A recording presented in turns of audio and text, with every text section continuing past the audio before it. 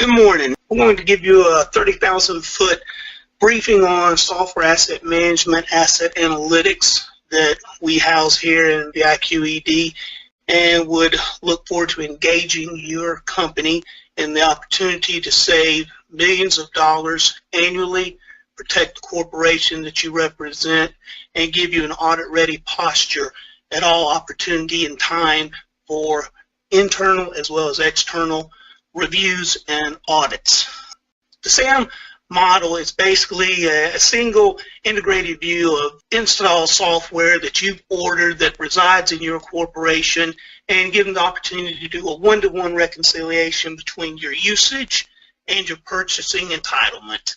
Software asset management really is the opportunity to take your purchasing power that you have within your licensing structure and utilize and optimize what you've bought. It's the opportunity to take the time to look at what you have and your user rights, your second user rights, your ability to bundle your software, and take the time to not over-allocate or underutilize or overspend when you're looking at what your portfolio entitles you to. Why would you really want to do a software asset management opportunity? It really gives you the opportunity to reduce your unnecessary spending.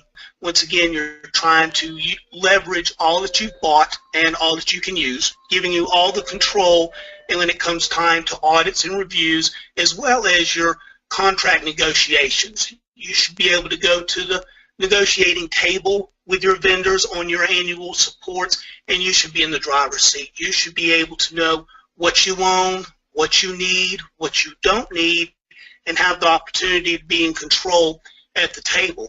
In doing so, what you'll find is that you'll limit your risks and exposures, and you'll save millions of dollars annually. We have to remember, when you're at the table, the vendor is there to make money. Their job is to sell you software and sell you support.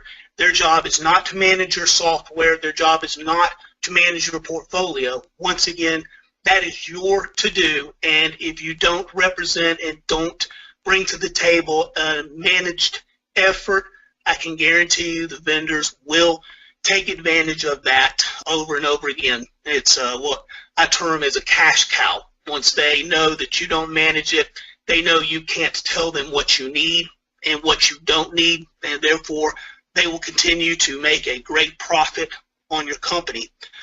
The software asset management as a service when the company just helps, once again, reduce your risk, manage your costs, protect the corporation from a software perspective. And when we talk about that here at BIQed, what we're talking about is your end user devices, your laptop, desktops, mid-range devices, servers, as well as your mainframe.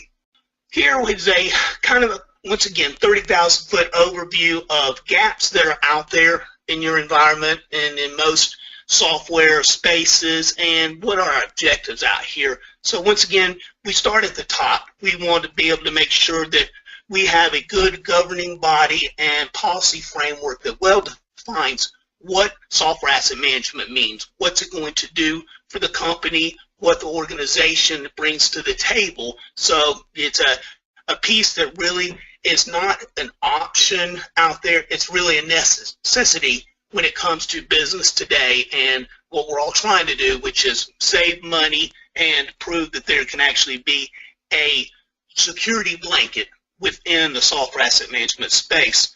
Lifecycle management and process integration. We talk about software asset management. It links right to hardware asset management, and each product out there has a life cycle. You're looking at from beginning of a project all the way through to the end of the product, end of the life. So we're talking five basic phases that we would be looking at to establish within the SAM space. Tools and capabilities. There's got to be a way, and BIQed brings this opportunity to the table to actually take your entitlement, your contracts, your one-offs, your third-party vendor software, put them into a tool, take your actual running entitlements that are out there in your environment, load them into a tool, and keep up with your compliancy. We can watch and monitor to see if you're underutilized, if you're overutilized, if you have exposures and risks, and help manage that space, which is a key thing in this market. We really need to be able to prove that you have managed opportunity in your software space, and that all vendors and review places like Deloitte, KPMG understand, and we can prove the model. Data management, once again, is all about the accuracy. You can't guess, you can't wonder, you have to actually prove what you own. Microsoft is a huge vendor out there, and if anyone has dealt with them, you know that annually they come in and they say you need to true up what you own. So once again, they're going to take and look at your actuals. You know, how many of these SQL licenses do you own? How many other products are out there? And they want actual counts. And if you do not give them numbers that really support what they feel, you're guaranteed an audit where they will come in and release an independent third-party organization to take apart your environment. And at that point, you're then subject to penalties, fines that I have seen in the excess of $500,000. But at the same time, with a managed space, you can cut costs down to where we're talking about leveraging the SQL standard licensing versus an SQL enterprise. And of course, the pricing out there is enterprise will cost you about $20,000 a license. Standard costs you about $1,500. Big savings, great opportunity, and that's just a one-off with one of your big vendors.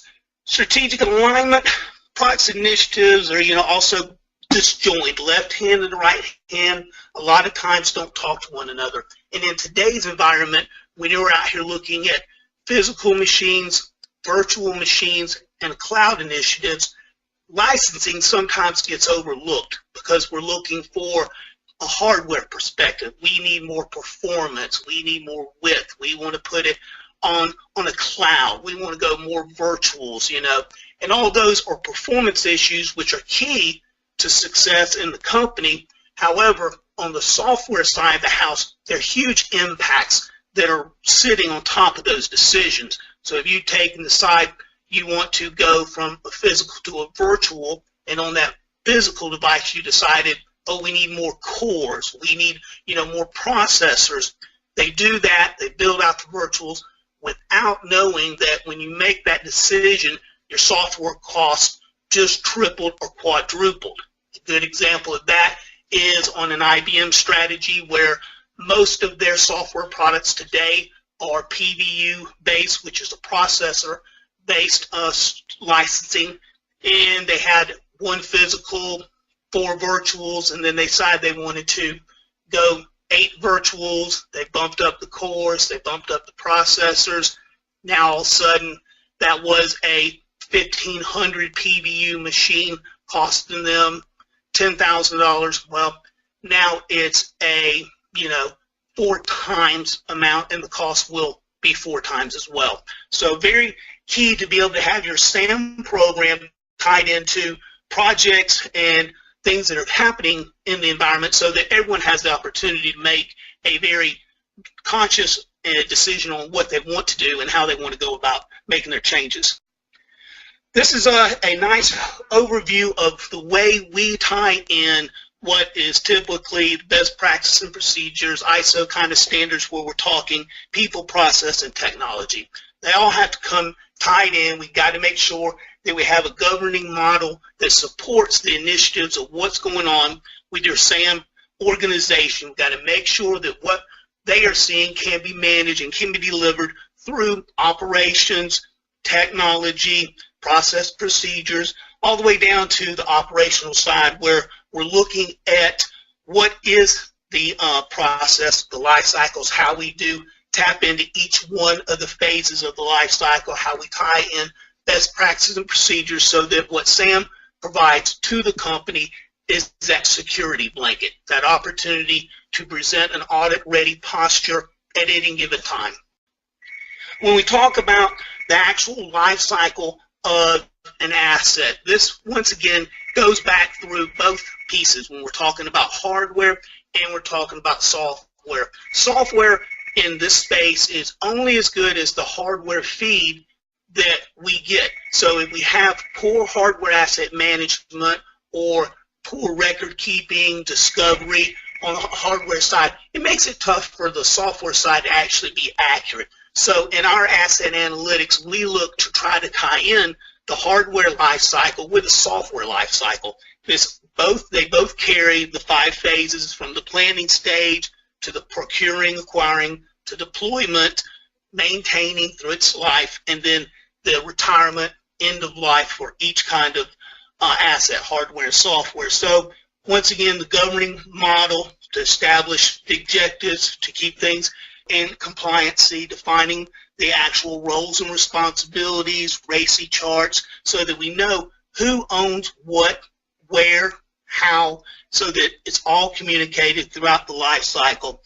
We talk about operations, establishing the model, best practice and procedure, make sure we have the appropriate level of integration in throughout the establishing of BIQed and review the prior to software deployment. Once again, making sound business decisions when we're looking at hardware optimization, software deployment optimization, implementing the proper tools and tracking and reporting mechanisms. It's important that when we talk about software asset management that we're talking about the life in end-to-end, if you will, of the whole tracking. So with your big vendors, you don't want to look at what you have on an annual basis. You should be looking at a quarterly basis. You want to make sure that you find your trends, your high water marks, and you find your things that would be surprises down the road,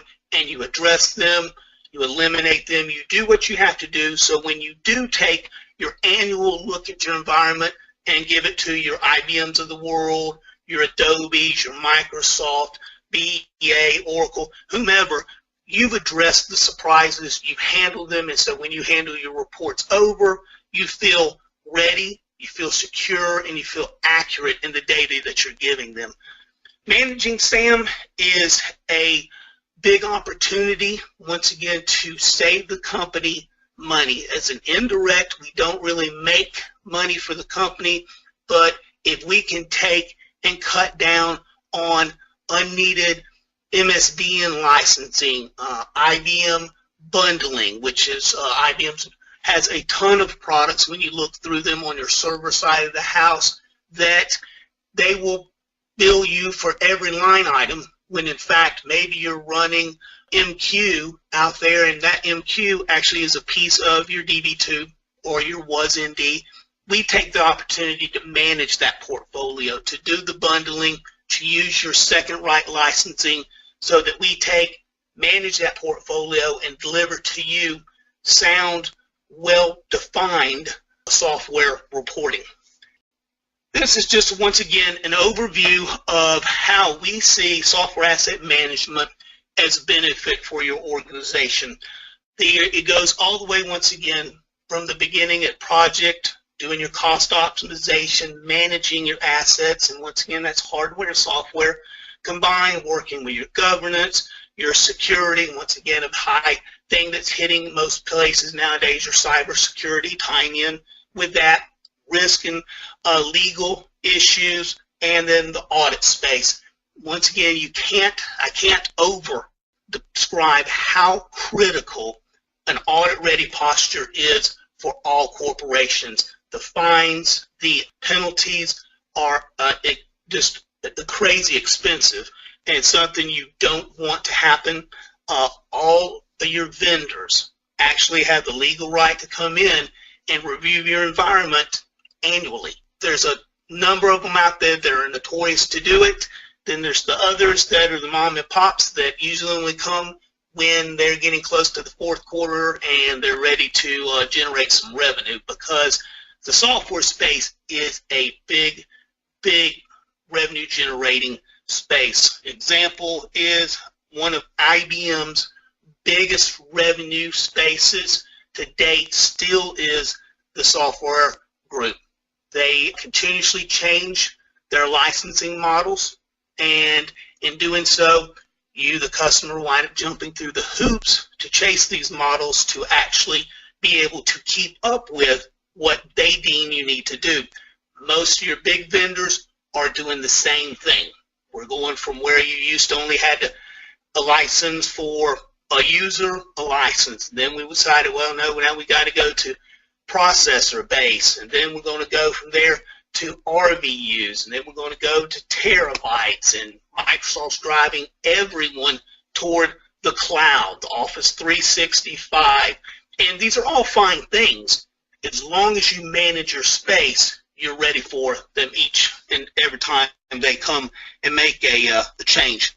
At BIQed, we give you the opportunity to have us come in, do a review of your software space, and give you suggestions. We also can come in and do a review, give you the suggestions we see, and also work with you to resolve down to actually creating a review, showing you your gaps, giving you what we see is going on, and actually working on behalf of you and taking care and working through and mitigating these exposures. We also have the opportunity on our website that, and I think we're going to share the link here as well, that we have a software asset management survey. So if you want to take the opportunity to see just how ready you are in your SAM space, feel free to go out, take the survey, and just see how prepared you are. And if you have any questions, or if you think, well, maybe I need somebody to take a little deeper look, we'd be more than happy to come in and do so. And I appreciate everyone giving us their time this morning and letting us walk through there. So if we have any questions, I'd be more than happy to answer them. Carl? Yeah, no questions at this point. Thank you for that. I did want to add just a recent story that might not be aware of. We've been working with a client of ours around this asset management, and 3 or 4 different instances. I'm not going to get into the specifics, but we've been able to help them validate what they have and put them in a good position with the vendor so that when they talk to them, they can say, no, this is it. This is what we owe you, and really they've almost eliminated their risk so that they can, as David said, they can manage it themselves because they know what they have and they know what they need. All right. Hey, Carl, can I interject one thing too? It just came across my desk this morning. Is anyone that's on the call with us that has the IBM license metric tool and running in their environment that they use to watch their IBM software? IBM has announced that the Island T tool 7.5 is going out of support, and that everyone that is running Island T and using IBM software will be forced to move to the 9X. I think it's like 9.2.6, but the 9X version, which is a big fixed base opportunity. So just FYI, that will require new endpoints to be installed and new servers stood up to put the console on. So just once again, I got that little tidbit this morning, and I thought I would go ahead and share that with anyone on the call just in case. Thank you.